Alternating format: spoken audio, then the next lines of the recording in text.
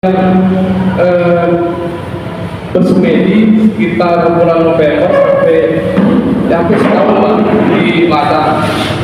Nah, apa yang saya dapatkan, ternyata banyak ilmu yang saya dapatkan di lahan kering. Mengelola lahan kering ini butuh tantangan. Nah, sehari-hari selain di bulan November itu kami juga dengan teman-teman di NGO, di LSM sekitar 300 konsorsium, bicara soal perempuan, bicara soal sosial, bicara kemanusiaan, bicara gempa bumi dan lain sebagainya. Tapi kami juga membahas soal ketahanan pangan, dan ini menarik ya, ketahanan pangan itu tepat kondisi kami di lahan kering ini adalah menjadi pemicu kemudian untuk saya pelajari konsep-konsep ini. Akhirnya saya temukan salah satu konsep yang memang berkembang saat ini.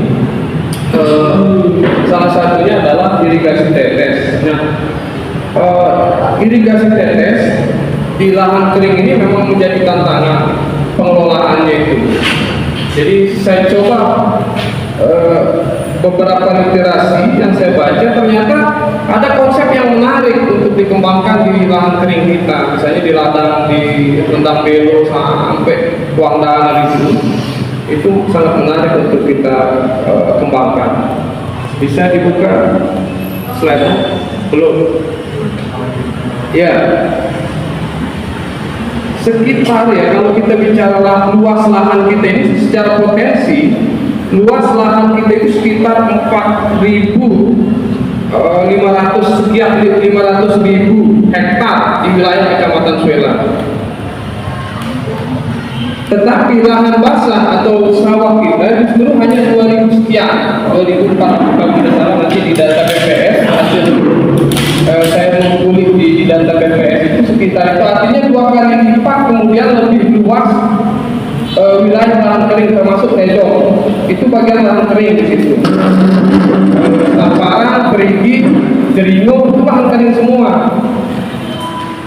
Nah, dan ini adalah menjadi hal yang apa ya, menjadi pertama tantangan, lalu kemudian ini harus kita lakukan, harus kita kembangkan, terutama. Nah, untuk mengetahui lebih jelasnya, kita akan mempelajari secara rinci apa yang menjadi pengalaman kami selama berinteraksi di lahan kering dengan memanfaatkan reservoir air hujan, bagaimana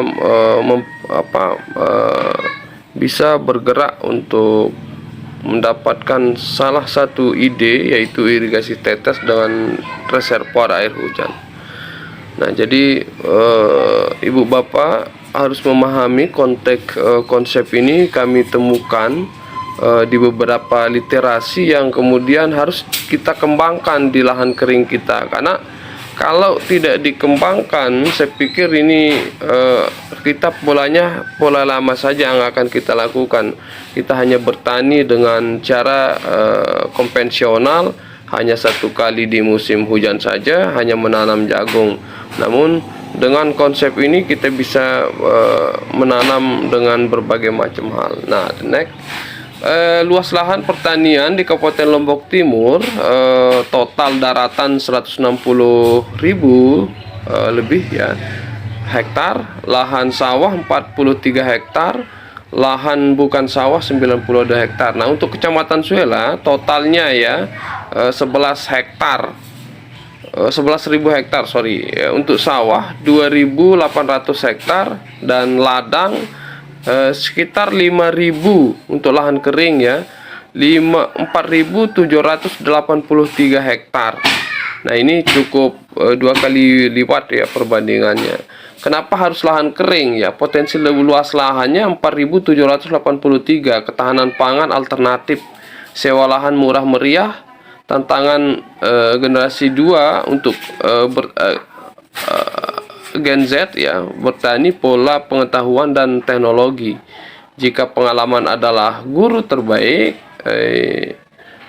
ketahuilah bahwa mencoba adalah guru yang baik pula. Nah, ini makanya harus kita lakukan, harus banyak mencoba. Generasi saat ini harus banyak melakukan percobaan-percobaan. Ya. Nah, irigasi tetes adalah irigasi tetes berkembang di Israel ya. Konsep ini dikembangkan lagi di Australia karena kondisi lahan kita, saya baca di beberapa literasi, lahan kita sama dengan di Australia. Pengembangan irigasi tetes ini tepat juga dilakukan di Indonesia, tepatnya di Lombok, di Pulau Lombok ini, termasuk beberapa negara di negara berkembang juga di Malaysia juga melakukan konsep irigasi tetes ini, teman-teman. Nah, kenapa tidak potensi ini harus dikembangkan ya dengan konsep irigasi tetes? Nah, coba saya jelaskan ya. Irigasi tetes adalah metode irigasi yang menghemat air dan pupuk dengan membiarkan air menetes pelan-pelan ke akar tanaman, baik melalui permukaan tanah atau langsung ke akar melalui jaringan katup pipa dan emitor. Nah, irigasi tetes ini kita bisa manfaatkan ya teman-teman, terutama kita di wilayah lahan kering ini, sehingga tidak ada lagi penghambat untuk kita berkembang ya. Nah, irigasi tetes dan reservoir air hujan. Nah, kalau kemarin saya coba jelaskan, reservoir air hujan ini ketika kita bertani ketika musim hujan, maka perlu kita menyiapkan reservoir air hujan. Bagaimana kita membuat kolam penampungan air untuk kita menyiapkan ketika kekurangan air hujan, karena musim tidak bisa kita prediksi, kadang-kadang tidak hujan selama berbulan gitu, itu kita manfaatkan. Bagaimana perbandingannya? Untuk 1 hektar lahan kering itu kita bisa menyiapkan 5 are untuk kolam penampungan air hujan, itu bisa mengaliri untuk kebutuhan sampai di musim kering. Ya, bisa dibuktikan ya teman-teman. Nah, irigasi tetes dan reservoir air hujan ini sangat penting. Sehingga pertama, reservoir air hujan ini menampung air hujan, irigasi tetes ini kemudian untuk menghemat pemanfaatan air hujan. Nah, jadi dua konsep ini harus saling saling berpadu gitu. Jadi tidak melulu bisa kemudian kita reservoir air hujan yang kita konsep, tapi irigasi tetes juga harus kita jalankan, sehingga penampungan air hujan ini pemanfaatannya betul-betul bisa kita gerakkan. Nah, ini salah satu gambaran irigasi tetes dengan reservoir air hujan. Nah, kalau teman-teman bisa memanfaatkan, membangun salah satu reservoir air hujan, di situ ketika musim air hujan kita tampung air hujan di kolam penampungan. Lalu kemudian ketika musim kering, ketika tidak ada air hujan, itu kita manfaatkan untuk pengembangan untuk mengaliri tanaman-tanaman kita, sehingga tanaman kita bisa subur ya. Oke, lanjut. Manfaat irigasi tetes. Nah, ini penting ya. Menghemat air, tadi yang saya sampaikan, pemanfaatan air hujan di musim kemarau, mempermudah pemupukan dan pengobatan. Lahan kering lebih produktif, biasanya 1 komoditi tapi bisa 3 juga komoditi. Ini yang saya sudah lakukan, sudah kami lakukan.